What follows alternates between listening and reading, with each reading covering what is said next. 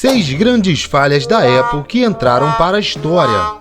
Até mesmo a Apple já cometeu erros durante sua história. Veja alguns produtos lançados pela gigante que não foram tão bem. Quando se fala em empresa de tecnologia, a Apple é uma das primeiras que vem em mente. Ela teve um papel importantíssimo na popularização dos smartphones modernos com o lançamento do primeiro iPhone em 2007. Além disso, ela também fortaleceu os chips que são baseados em arquitetura ARM, a mesma vista nos celulares, por conta dos processadores Apple com Silicon. Contudo, mesmo que ela traga sempre inovações que revolucionem o mercado, a empresa também já teve alguns erros ao longo da sua história. Erros da Apple. A Apple Lisa. O Macintosh antes do Macintosh. Muitos podem nem saber, mas o Macintosh estabeleceu vários aspectos que são vistos nas interfaces dos computadores e são tidos como óbvios hoje em dia, como por exemplo, o ícone de disquete para salvar e até mesmo os ícones das pastas. Contudo, o que muita gente não se lembra é que antes de todo o sucesso do Macintosh, a empresa da maçã tinha aposentado outro computador, que tinha uma interface amigável e uma interação através do mouse. Era o chamado Apple Lisa, que tinha um visual parecido com o do Mac original, mas com o corpo mais largo. Esse modelo foi apresentado em 1983 e trouxe a primeira versão do sistema operacional da Apple. E por mais que ele tenha chamado a atenção das empresas e dos entusiastas, este computador estava longe de ser perfeito. Isso porque a capacidade de fazer tarefas múltiplas ao mesmo tempo no sistema Lisa OS acabava estressando demais o processador e por isso ele ficava lento. Além disso, o preço do produto era muito alto, sendo de $9.995, o que seria aproximadamente $30 mil no dia de hoje. Apple Newton, o avô do iPhone e iPad. Mais de uma década antes do lançamento do iPhone, a Apple tentou inovar a comunicação pessoal com o chamado Apple Newton. Ele era um personal digital assistente, PDA, ou assistente digital pessoal em tradução livre. Seu lançamento aconteceu em 1993, época em que ele estava bem à frente por ser equipado com um sistema operacional próprio e dar ao usuário a possibilidade de fazer anotações e dados importantes. Por mais que fosse algo revolucionário, os problemas do dispositivo foram vistos desde o seu desenvolvimento. Isso porque, na época, os processadores eram muito simples para o proposto. Tanto é que Larry Tesley, um dos cientistas-chefes da Apple, disse em entrevista que o modelo era lotada de bugs, mal projetada para o propósito do Newton e cara demais. Ainda assim, o Newton até teve alguns sucessores que melhoraram em vários aspectos. No entanto, a imagem negativa do modelo original ficou bastante fixada na cabeça das pessoas. Pippin, o console fracassado da Apple e Bandai. Em determinado momento da história, várias empresas tentaram conquistar o mercado de consoles.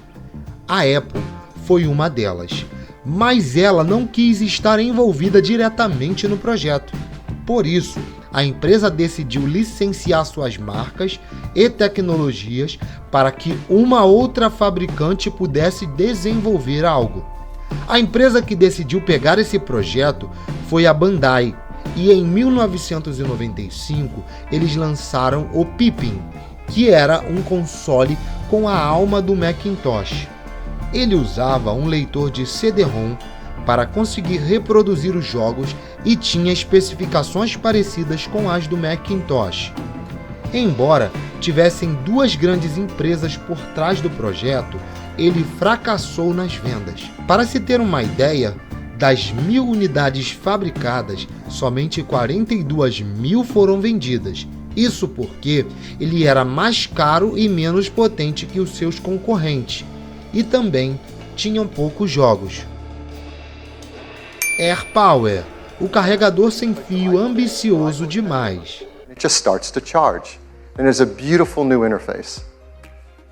It doesn't stop there. You can place your... O desenvolvimento da tecnologia tem mostrado que o carregamento sem fio pode ser tão essencial no futuro.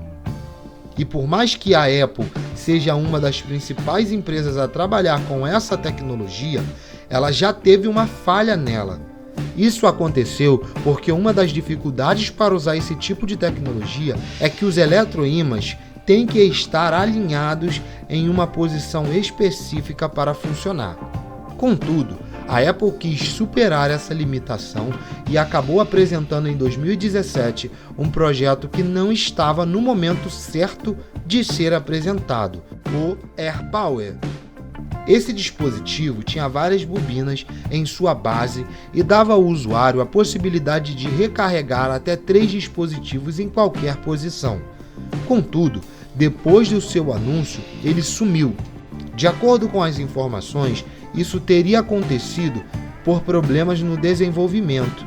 E em 2019, a empresa finalmente confirmou que tinha cancelado o AirPower por não atender os padrões de qualidade da empresa.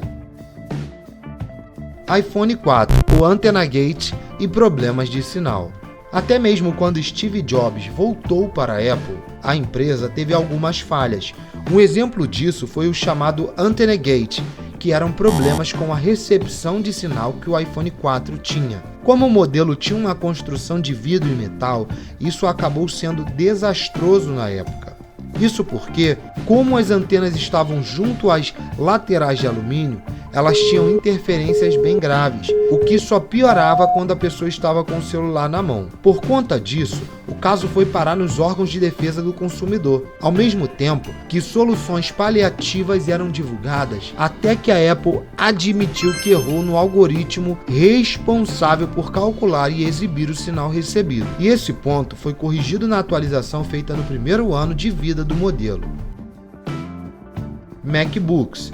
O fiasco do teclado borboleta. Hoje em dia, os teclados de computadores têm uma variedade de tipos e com diferentes tecnologias. E algumas pessoas não gostam da maciez vista em alguns formatos. Por conta disso, desenvolveu-se mecanismos para fazer com que o apertar das teclas fosse mais responsivo e se parecesse mais com um clique. Em seus MacBooks, a Apple usava uma versão própria que cruzava pequenas placas de metal que se moviam e clicavam conforme a pessoa apertasse as teclas. Esse mecanismo era chamado de Excisor por conta do seu formato, mas a empresa quis inovar e fazer com que suas máquinas ficassem ainda mais finas. Então, eles desenvolveram um mecanismo em que as placas de metal ficavam em uma altura mais baixa com o formato de V, ou de uma borboleta. Dentre as vantagens desse tipo de mecanismo estavam uma maior estabilidade na digitação, componentes mais finos, teclas maiores e grande redução no key travel. Contudo, isso não agradou ao público, e em 2017, casos de falhas graves começaram a aparecer. Assim, por conta de todas as complicações e processos, a Apple voltou para o mecanismo Caesar. E esse foi mais um vídeo aqui no canal Alneir Webdocs. Me siga para mais vídeos e comente um tema que você gostaria que virasse um vídeo aqui no nosso canal. Valeu, até o próximo vídeo!